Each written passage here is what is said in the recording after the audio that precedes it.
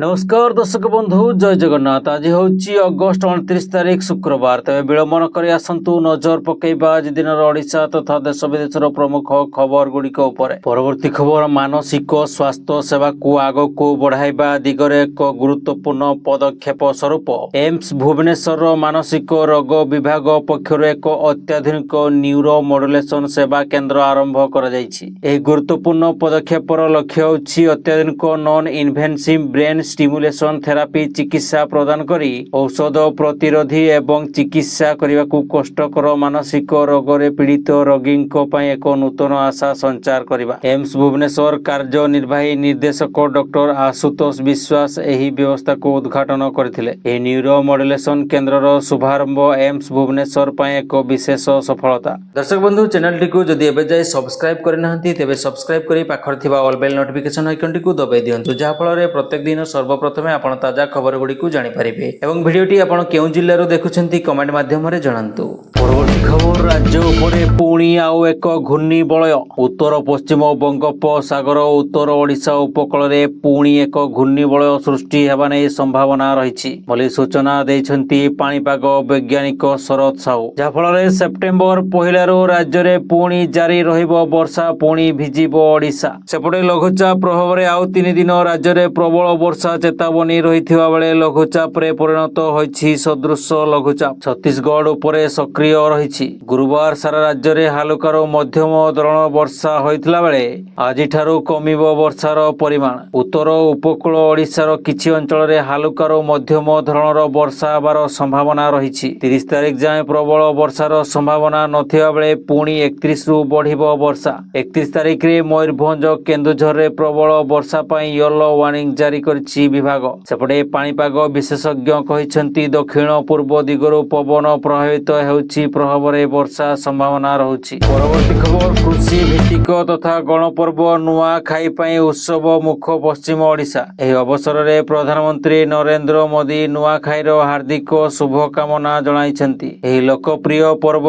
कृषक मानक प्रति गभीर कृतज्ञतार स्मरण कराए जाहांको कठिन परिश्रम आम समस्तंकर भरण पोषण करे। प्रतिटी घरे उत्तम स्वास्थ्य समृद्धि एवं खुशी विराजमान करू बोली प्रधानमंत्री तांको सोशल मीडिया अकाउंट रे को पोस्ट करी कहिसंती। सेहिपरि राष्ट्रपति द्रौपदी मुर्मू मध्य ओडिशावासी को नुआ खाईर शुभेच्छा जणाइछंती। सेपटे मुख्यमंत्री मोहन चरण माझी एक वीडियो पोस्ट करी नुआ खाईर शुभेच्छा एवं शुभकामना जणाइछंती। परवर्ती खबर कर्णाटकर यादगिर जिल्लार एक सरकारी आवासिक विद्यालय शौचालय भितरे जणे नवम श्रेणी छात्री एक पुत्र संतान को जन्म देइछंती। झियो एवं नवजात शिशु उभयंको स्वास्थ्य अवस्था स्थिर थिबा एवं सेमाने साहापुर सरकारी डाक्तरखाना रे चिकित्सित हेउछंती बोली जणा पड़िछि। राज्य शिशु अधिकार सुरक्षा आयोगर सदस्य शशिधर कासेम्बे कहिसंती आमे राज्य रे एहिपरि अधिकरु अधिक मामला देखुछु। यह अत्यंत दुर्भाग्यजनक। मु डीसीपी यादगिरी को घटनास्थल रे परिदर्शन करी एक मामला रुजु करबाकू कहिछि। स्थानीय स्वास्थ्य अधिकारी माने प्रति मासरे झियोटीर जांच करबा उचित थिला तथापि यह देखा जाउछि जे सेमानंको पक्षरु किछि त्रुटि होइछि एवं एथिपई दायी अधिकारींको विरुद्ध रे कार्यानुष्ठान आरंभ करबाकू आमे अनुरोध करिछु। परवर्ती खबर जापान रो एक शहर रे स्मार्टफोन व्यवहार पई दैनिक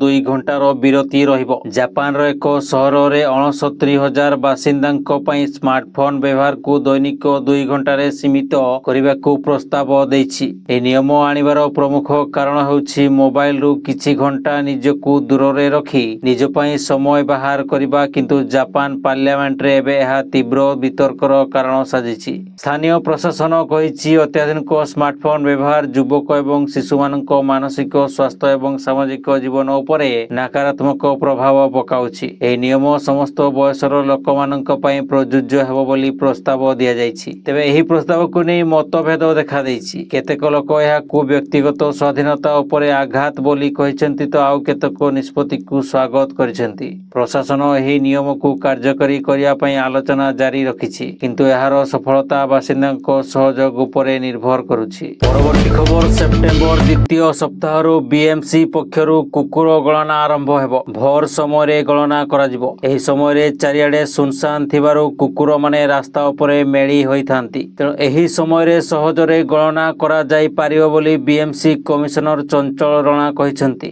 ସ୍ୱଚ୍ଛ ସାଥୀ ସଫେଇ କର୍ମୀଙ୍କ ସହ ବିଏମ୍ସି ଅଧିକାରୀମାନେ ମଧ୍ୟ କୁକୁର ଗଣନା କାର୍ଯ୍ୟରେ ସାମିଲ ହେବେ। ଗଣନା ପୂର୍ବରୁ ସ୍ୱତନ୍ତ୍ର ପରୀକ୍ଷଣ ଦିଆଯିବ। ସପ୍ତାହେରୁ 10 ଦିନ ମଧ୍ୟରେ ଭୁବନେଶ୍ୱରରେ ଏହି ଗଣନା ଶେଷ ହେବ। ଭେଟେନାରୀ ଡାକ୍ତରଙ୍କ ପରାମର୍ଶ ନେଇ ପ୍ରତି ୱାର୍ଡରେ ଏକକାଳୀନ ଗଣନା ଆରମ୍ଭ ହେବ। ପ୍ରତି ୱାର୍ଡ ପାଇଁ 3 ରୁ 4 ଜଣ ଅଧିକାରୀ କୁକୁର ଗଣନା କାର୍ଯ୍ୟରେ ନିୟୋଜିତ ହେବେ। ଏହି ଗଣନା ପରେ କେଉଁ ଅଞ୍ଚଳରେ କେତେ କୁକୁର ଅଛନ୍ତି ଜଣାପଡ଼ିବ। ପୂର୍ବରୁ ଭୁବନେଶ୍ୱରରେ ଜନସଂଖ୍ୟା ଅନୁସାରେ କୁକୁର ସଂଖ୍ୟା ଅନୁମାନ କରାଯାଇଥିଲା। ଏହି ହିସାବରେ ଭୁବନେଶ୍ୱରରେ 40 ରୁ 50 ହଜାର କୁକୁର ଥିବା ଅନୁମାନ କରାଯାଉଛି। ତେବେ ଏହି ଗଣନା ପରେ ସହରରେ କେତେ କୁକୁର ଅଛନ୍ତି ତାର ପ୍ରକୃତ ତଥ୍ୟ ଜଣାପଡ଼ିବ ବୋଲି ବିଏମ୍ସି କମିଶନର କହିଛନ୍ତି। ପରବର୍ତ୍ତୀ ଖବର, ରାଷ୍ଟ୍ରୀୟ ସ୍ୱୟଂସେବକ ସଂଘ ଆର୍ଏସ୍ଏସ୍ ମୁଖ୍ୟ ମୋହନ ଭାଗବତ ଗୁରୁବାର ସ୍ପଷ୍ଟ କରିଛନ୍ତି ଯେ ସଂଘ ଏବଂ ଭାରତୀୟ ଜନତା ପାର୍ଟି ବିଜେପି ମଧ୍ୟରେ କୌଣସି ବିବାଦ ନାହିଁ। ସେ କହିଛନ୍ତି ଯେ ସଂଘ ଯେକୌଣସି ପ୍ରସଙ୍ଗରେ ପରାମର୍ଶ ଦେଇପାରିବ, କିନ୍ତୁ ଶେଷ ନିଷ୍ପତ୍ତି ଭାଜପା ନେବ। ଭାଗବତ ଏହା ମଧ୍ୟ କହିଛନ୍ତି ଯେ ନରେନ୍ଦ୍ର ମୋଦିଙ୍କ ନେତୃତ୍ୱାଧୀନ କେନ୍ଦ୍ର ସରକାରଙ୍କ ସହିତ ସଂଘର ଭଲ ସମନ୍ୱୟ ରହିଛି। ଭାଗବତ କହିଛନ୍ତି ରାଜ୍ୟ ସରକାର ହେଉ କିମ୍ବା କେନ୍ଦ୍ର ସରକାର, କିନ୍ତୁ ବ୍ୟବସ୍ଥାରେ କିଛି ଆଭ୍ୟନ୍ତରୀଣ ବିରୋଧାଭାସ ଅଛି। ଏହା ସେହି ବ୍ୟବସ୍ଥା ଯାହାକୁ ବ୍ରିଟିଶମାନେ ଶାସନ କରିବା ପାଇଁ ସୃଷ୍ଟି କରିଥିଲେ, ତେଣୁ ଏହାକୁ ସଂସ୍କାର କରାଯିବା ଆବଶ୍ୟକ। ଆମେ କହୁଛୁ ଯେ କିଛି କାମ କରାଯାଉ, କିନ୍ତୁ ଯଦି ଚୌକିରେ ବସିଥିବା ବ୍ୟକ୍ତି ଆମ ସପକ୍ଷରେ 100% ଅଛନ୍ତି, ତେବେ ତାଙ୍କୁ କାମ କରିବାର ସ୍ୱାଧୀନତା ଦେବାକୁ ପଡ଼ିବ। ସେ ଏହା କହିପାରିବେ କି ନାହିଁ ଏହା ତାଙ୍କ ପରିସ୍ଥିତି ଉପରେ ନିର୍ଭର କରେ। ଏଥିରେ କୌଣସି ବିବାଦ ନାହିଁ। ସଂଘ ଏବଂ ଭାଜପା ମଧ୍ୟରେ ପାର୍ଥକ୍ୟ ରିପୋର୍ଟକୁ ସ୍ପଷ୍ଟ କରି ଭାଗବତ କହିଛନ୍ତି ଯେ ଏସବୁ କେବଳ ଏକ ଭ୍ରମ। ସେ କହିଛନ୍ତି କେତେବେଳେ ସଂଘର୍ଷ ହୋଇପାରେ, କିନ୍ତୁ ଏହା ଝଗଡ଼ା ନୁହେଁ। ଉଭୟଙ୍କ ଲକ୍ଷ୍ୟ ସମାନ, ଦେଶର କଲ୍ୟାଣ। ସେ କହିଛନ୍ତି ମୁଁ ବହୁ ବର୍ଷ ଧରି ଆର୍ଏସ୍ଏସ୍ ଚଳାଉଛି ଏବଂ ସେମାନେ ସରକାର ଚଳାଉଛନ୍ତି। ତେଣୁ ଆମେ କେବଳ ପରାମର୍ଶ ଦେଇପାରିବା, ଆମେ ନିଷ୍ପତ୍ତି ନେଇପାରିବୁ ନାହିଁ। ଯଦି ଆମେ ସବୁକିଛି ନିଷ୍ପତ୍ତି ନେଇଥାନ୍ତୁ ତେବେ ଏତେ ସମୟ କାହିଁକି ଲାଗିଥାନ୍ତା। ପରବର୍ତ୍ତୀ ଖବର, ବିହାରରେ ଆଜିଠାରୁ ଆରମ୍ଭ ହେଉଛି ହକି ଏସିଆ କପ୍। ସେପ୍ଟେମ୍ବର 7 ପର୍ଯ୍ୟନ୍ତ ଅନୁଷ୍ଠିତ ହେବାକୁ ଥିବା ଏହି ଏସିଆ କପ୍ 2025ରେ ବଡ଼ ପରିବର୍ତ୍ତନ ଘଟିଛି। ପାକିସ୍ତାନ ଏବଂ ଓମାନ ସୁରକ୍ଷା ଏବଂ ଆଭ୍ୟନ୍ତରୀଣ କାରଣରୁ ଟୁର୍ଣ୍ଣାମେଣ୍ଟରୁ ନାମ ପ୍ରତ୍ୟାହାର କରିଛନ୍ତି। ହକି ଇଣ୍ଡିଆ ସଭାପତି ଦିଲ୍ଲୀପ ତିର୍କି କହିଛନ୍ତି ପାକିସ୍ତାନ ନିଜେ ସୁରକ୍ଷା କାରଣରୁ ଅଂଶଗ୍ରହଣ କରୁନାହିଁ। ଓମାନ ପାକିସ୍ତାନ ବଦଳରେ ବାଂଲାଦେଶ ଏବଂ କାଜାଖସ୍ତାନକୁ ଟୁର୍ଣ୍ଣାମେଣ୍ଟରେ ସାମିଲ କରାଯାଇଛି। ଏସିଆ ହକି ଫେଡେରେସନ ଅନୁଯାୟୀ ଏହି 8ଟି ଦଳର ଟୁର୍ଣ୍ଣାମେଣ୍ଟରୁ ବିଜେତା 2026 FIH ହକି ବିଶ୍ୱକପରେ ସିଧାସଳଖ ପ୍ରବେଶ କରିବେ। ଭାରତ ପୁଲ ଏରେ ଚୀନ, ଜାପାନ ଏବଂ କାଜାଖସ୍ତାନ ସହିତ ରହିଛି। ଆଜି ଭାରତ ତାର ଅଭିଯାନ ଚୀନ ବିପକ୍ଷରେ ଆରମ୍ଭ କରିବ। ପୁଲ ବିରେ ମାଲେସିଆ, କୋରିଆ, ବାଂଲାଦେଶ ଏବଂ ଚାଇନିଜ ତାଇପେଇ ରହିଛନ୍ତି। ପରବର୍ତ୍ତୀ ଖବର, ଜୈଶ-ଏ ମହମ୍ମଦର 3 ଜଣ ଆତଙ୍କବାଦୀ ବିହାରରେ ପ୍ରବେଶ କରିଛନ୍ତି। ଏ ସମ୍ପର୍କରେ ଗୁରୁବାର ବିହାର ପୋଲିସ ମୁଖ୍ୟାଳୟ ପକ୍ଷରୁ ହାଇ ଆଲର୍ଟ ଜାରି କରାଯାଇଛି। ଆତଙ୍କବାଦୀଙ୍କ ପ୍ରବେଶ ଖବର ପାଇ ପୋଲିସ ମୁଖ୍ୟାଳୟ ଏବଂ ବରିଷ୍ଠ ଅଧିକାରୀମାନେ କାର୍ଯ୍ୟକ୍ଷମ କରିଥିଲେ। ଏହି 3 ଜଣ ନେପାଳ ଦେଇ ବିହାରରେ ପ୍ରବେଶ କରିଛନ୍ତି। ସମସ୍ତେ ପାକିସ୍ତାନୀ। ହସନେନ ଅଲି ରାବଲପିଣ୍ଡିର ବାସିନ୍ଦା, ଆଦିଲ ହୁସେନ ଉସମାନ ଉଭାଲପୁରର ବାସିନ୍ଦା, ସେହିପରି ମହମ୍ମଦ ଉସମାନ ବାହାବଲପୁରର ବାସିନ୍ଦା। କୁହାଯାଉଛି ଯେ ଏହି 3 ଜଣ ଜୈଶ-ଏ ମହମ୍ମଦ ଆତଙ୍କବାଦୀ ସଂଗଠନ ସହିତ ଜଡ଼ିତ। ବିହାର ପୋଲିସ ମୁଖ୍ୟାଳୟ ପକ୍ଷରୁ ଏହି 3 ଜଣ ଆତଙ୍କବାଦୀଙ୍କ ଫଟୋ ଜାରି କରାଯାଇଛି। ସେମାନଙ୍କ ପାସପୋର୍ଟ ସମ୍ପର୍କିତ ସୂଚନା ସୀମାନ୍ତ ଜିଲ୍ଲାଗୁଡ଼ିକର ଅଧିକାରୀଙ୍କ ସହ ସେୟାର କରାଯାଇଛି। ବିହାରରେ ବିଧାନସଭା ନିର୍ବାଚନକୁ ଦୃଷ୍ଟିରେ ରଖି ପୋଲିସ ମୁଖ୍ୟାଳୟ ଆତଙ୍କବାଦୀ କାର୍ଯ୍ୟକଳାପ ଉପରେ ନିରନ୍ତର ନଜର ରଖିଛି। ଏହି ଗୁରୁତ୍ୱପୂର୍ଣ୍ଣ ସୂଚନା ସାମ୍ନାକୁ ଆସିବା ପରେ ହାଇ ଆଲର୍ଟ ଜାରି କରାଯାଇଛି।